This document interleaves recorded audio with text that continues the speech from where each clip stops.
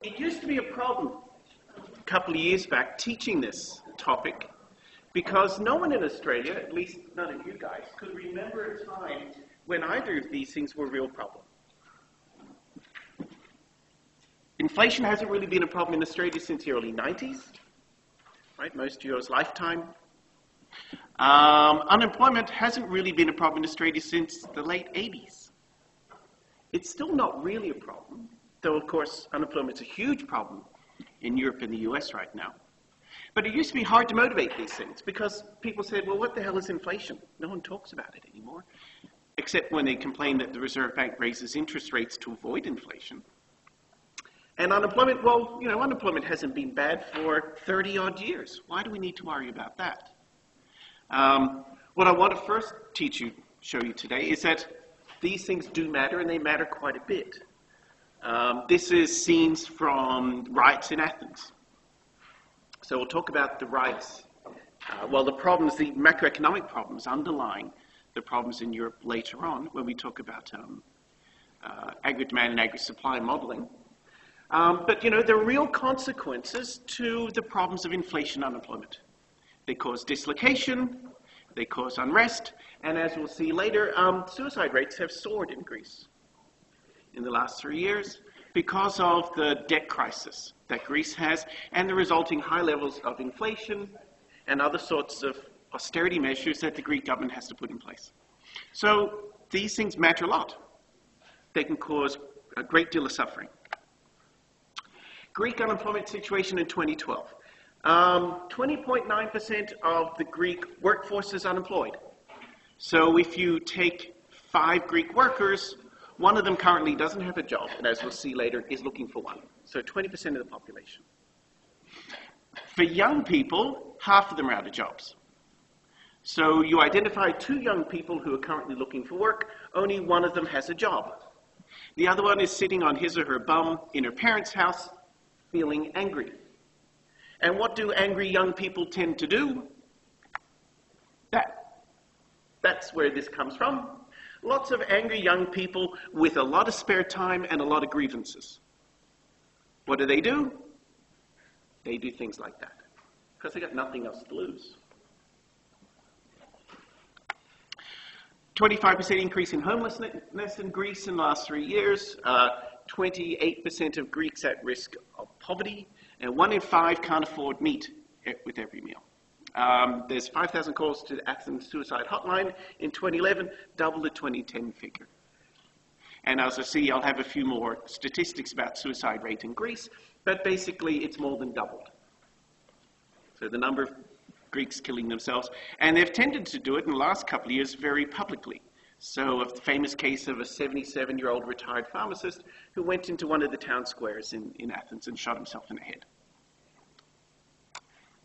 All resulting, basically, from the social dislocation that's being caused by the austerity programs at the moment.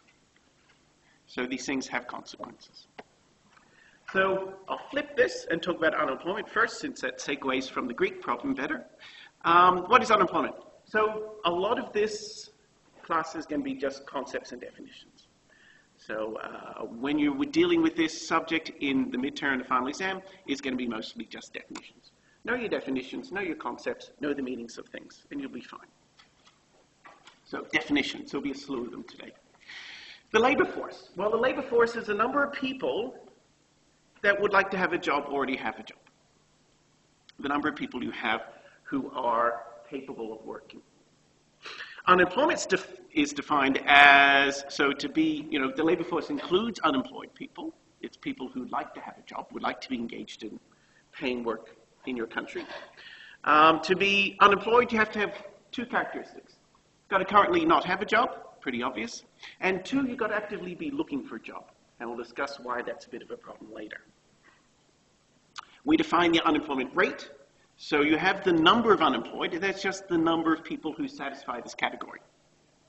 So it's a number. There's also a rate, which is a fraction or a percentage. And it's the unemployment rate that you typically see on the front pages of the newspapers. The unemployment rate goes up.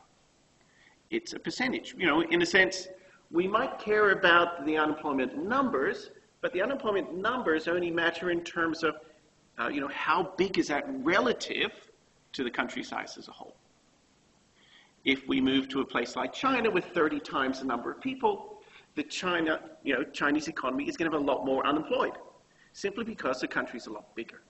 So we express all these sorts of things in terms of rates, because we're going to divide by the labor force. That's telling us, say for every 100 people who would like to work or have a job, how many can't find one? That's what this unemployment rate is telling you. So who doesn't count as unemployed?